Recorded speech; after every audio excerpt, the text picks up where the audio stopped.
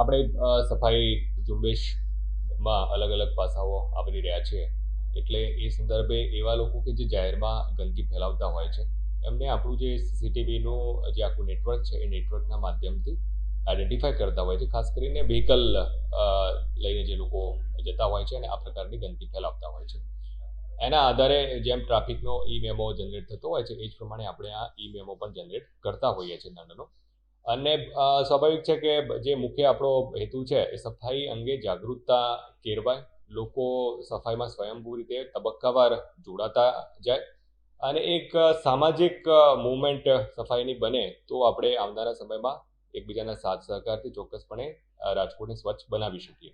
ક્યાંક ને ક્યાંક આ પ્રકારે જો કોઈના તરફથી દંડ ભરવામાં ના આવતો હોય તો એવું નથી હોતું કે એમની ડિટેલ અવેલેબલ નથી હોતી, એટલે એમને કડકાઈથી પણ એમાં કાર્યવાહી સુનિશ્ચિત કરવામાં આવશે.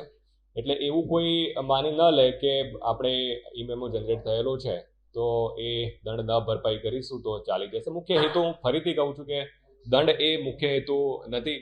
આપણે ઈચ્છીએ કે સ્વયંભૂ શિસ્ત આપણે એટલું જાળવીએ કે એક પણ વ્યક્તિને દંડની પરિસ્થિતિ ઉપસ્થિત ન થાય, પરંતુ જે લોકોને દંડની કાર્યવાહી થઈ છે એ લોકોને ચોક્કસપણે એમાં કડકાઈ સાથે કામ કરવામાં આવશે, કેમ કે એમની ડિટેલ્સ આપણી પાસે હોય છે.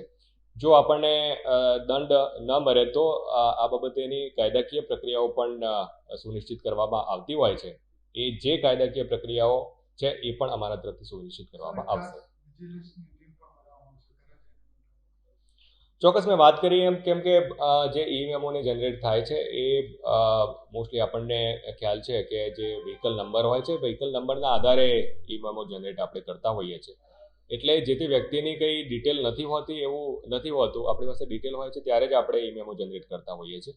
અને આ જે વસૂલાત છે એ જે પણ બાકી વસૂલાત હોય એ વેરાની સાથે અથવા તો અન્ય જે સુવિધાઓ છે એ સુવિધાઓની સાથે પણ એને ચોક્કસપણે લિંક કરવાની રહે જ છે.